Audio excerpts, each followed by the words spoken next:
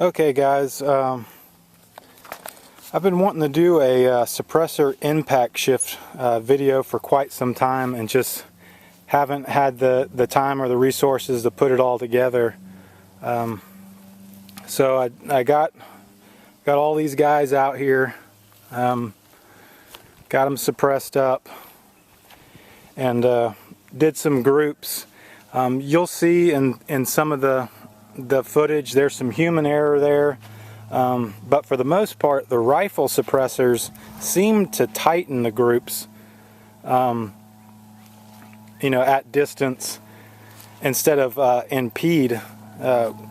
We've always been curious to see what the actual impact shift was, firing non-suppressed and then going to suppressed, but we've really found that you know, for the most part,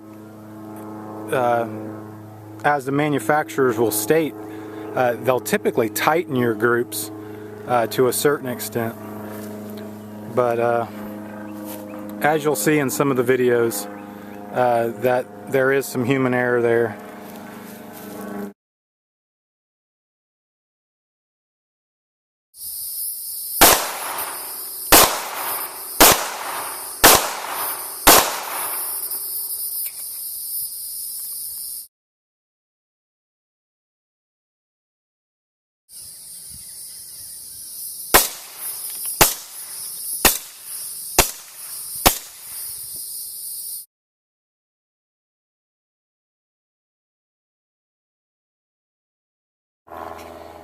Here we have the Sig Sauer Scorpion 1911 Carry Edition.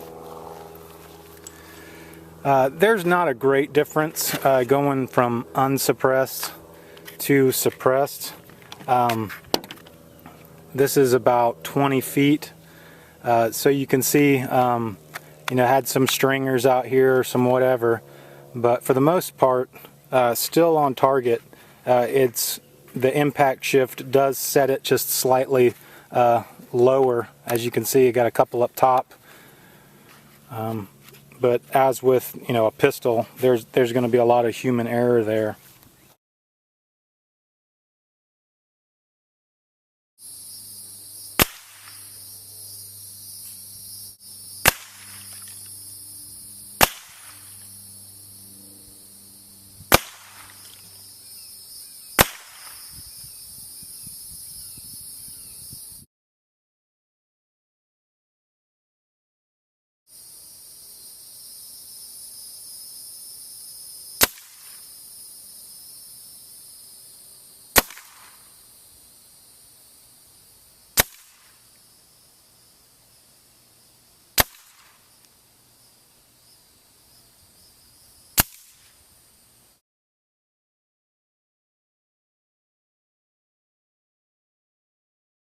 The rifle suppressors, for the most part, wanted to tighten the groups up a little bit.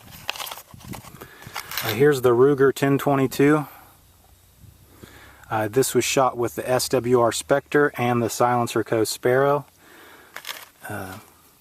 Here's a 5-shot group unsuppressed, and there's a 5-shot group suppressed. So very little to no difference in this case. I mean, just ever so slightly.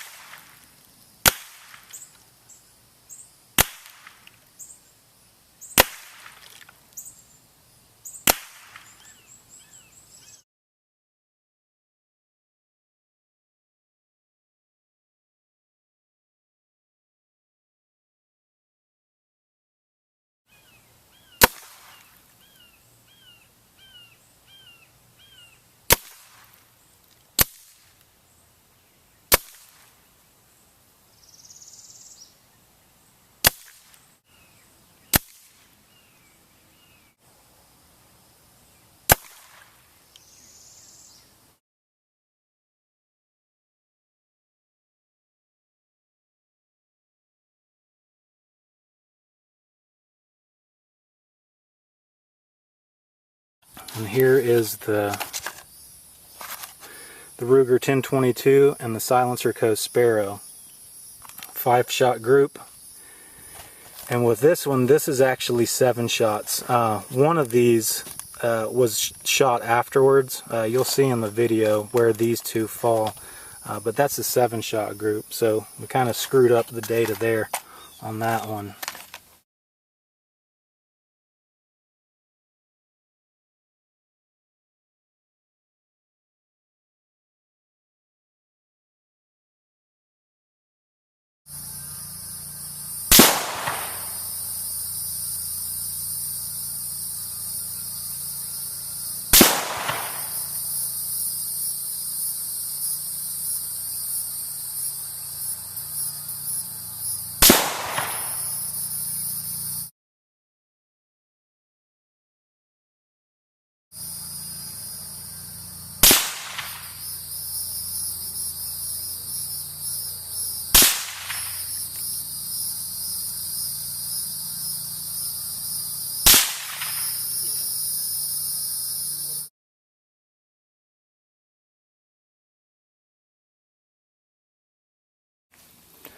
But moving on to the larger calibers, the 5.56, we had a sight on this earlier and just took it off.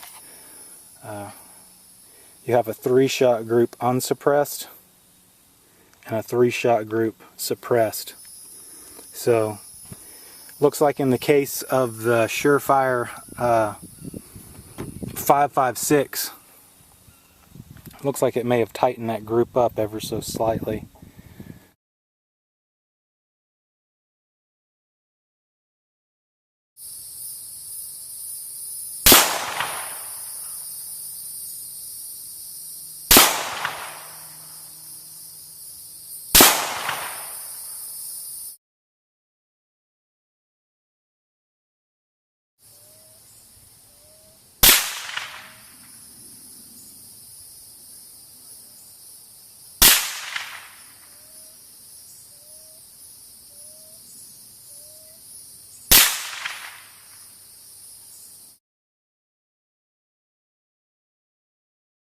This is a Noveske 300 blackout going through a SureFire 762K.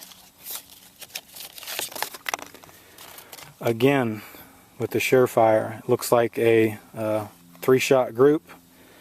Then we'll go to suppressed, 3-shot group.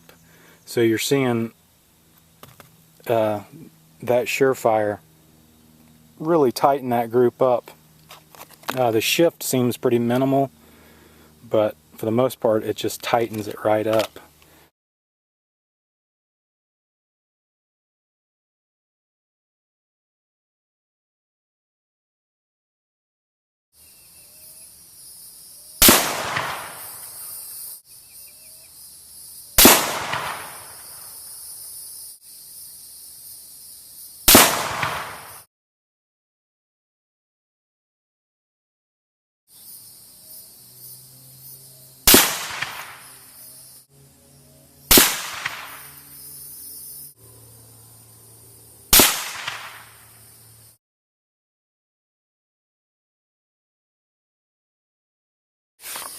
And this is the 14.5 inch POF. This was shot with the FA 762K. We have a 3-shot group unsuppressed. That could have been my fault for sure. We got this flyer. This was shot with Winchester 147 grain. Just terrible ammo, but currently we just can't find anything. So like I said, this is the Winchester 147 grain, 3-shot group unsuppressed, and then a 3-shot group suppressed.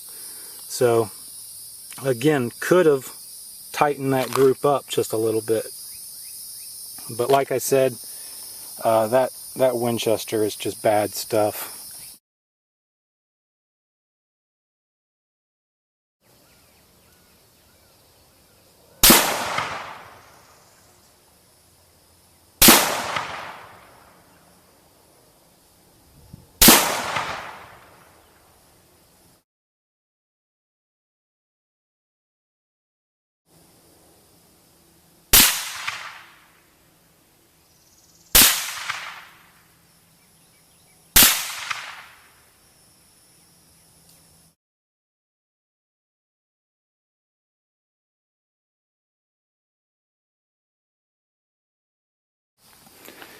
here's the 308 DPMS, and this was shot with AAC SDN6.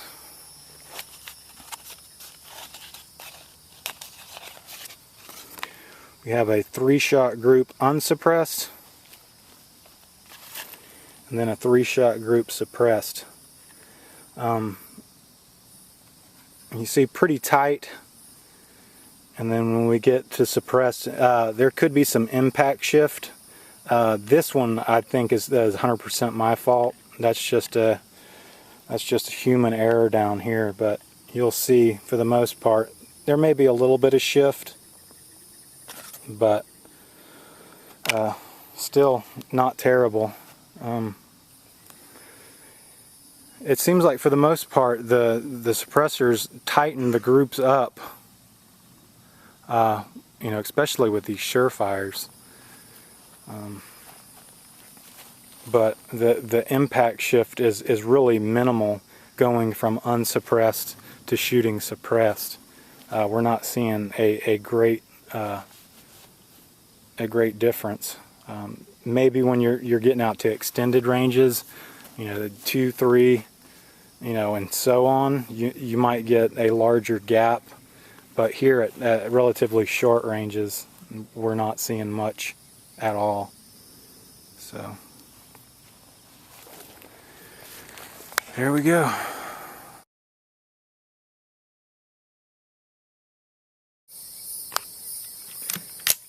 SWR Spectre versus staple gun.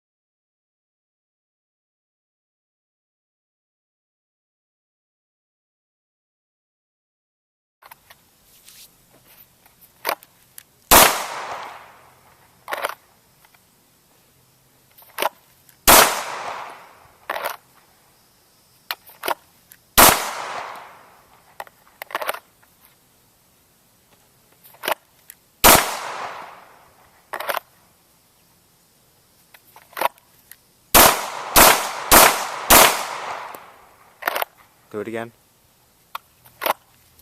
That was under a second. Yeah, it went from 5 to 6.